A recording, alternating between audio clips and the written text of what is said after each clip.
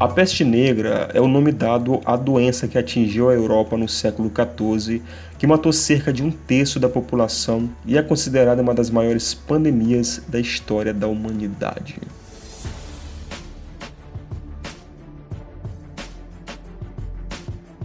A peste negra foi uma pandemia de peste bubônica, uma doença causada por uma bactéria que é encontrada em ratos. Essa bactéria é transmitida para os seres humanos por meio das pulgas dos ratos e quando as pulgas se alojam em seres humanos, a transmissão acontece. A partir daí, um ser humano pode contaminar outro por meio das secreções do corpo e da via respiratória.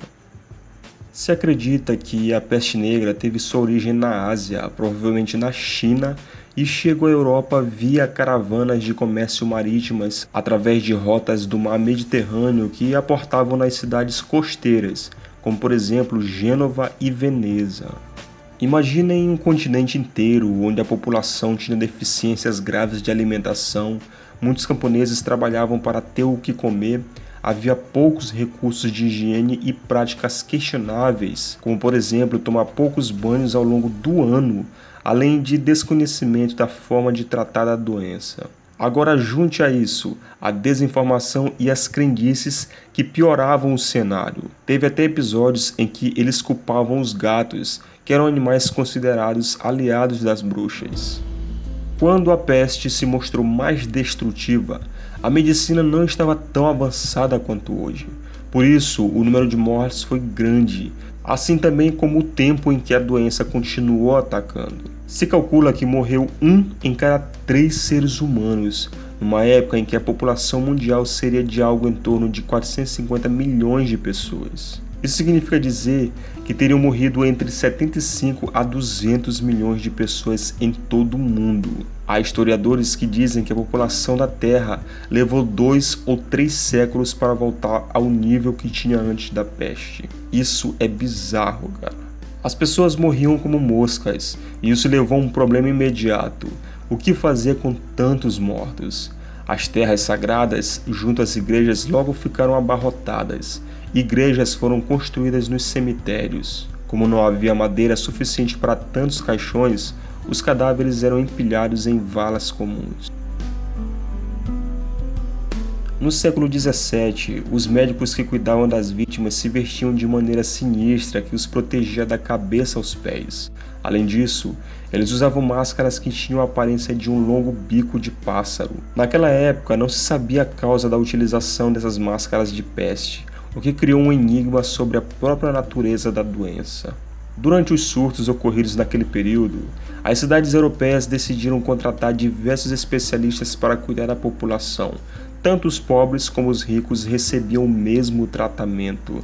Na tentativa de erradicar o surto, os especialistas prescreviam misturas protetoras e antídotos da peste e também faziam autópsias usando sempre a máscara de bico.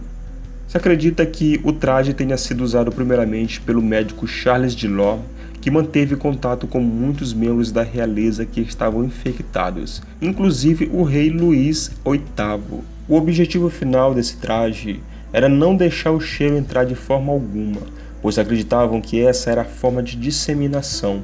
O médico também usava um longo bastão para se comunicar com os seus pacientes. Era uma forma de examiná-los, mantendo uma distância que acreditavam ser segura, além de afastar os mais agressivos. Muita gente naquela época achava que a peste negra era um castigo de Deus sobre os homens. Por isso, a agressividade quando os médicos, muitas vezes vistos como enviados do Senhor, chegavam. Muitas vezes os médicos se meteram em tentativas de curas nada ortodoxas. Com a menor capacidade científica, eles cometiam atos realmente repugnantes, das quais eu me recuso a descrever aqui. Lógico que essas práticas, na maioria das vezes, só pioravam a situação e matavam os pacientes mais rápido. A peste negra foi um vetor de transformações na Europa, e após essa pandemia, uma série de mudanças começaram a acontecer nas áreas sociais, política e econômica em todo o continente.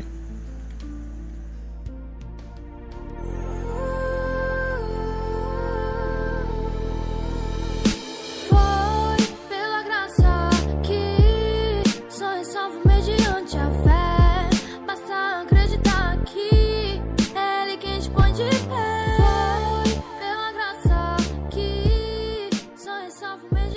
café, basta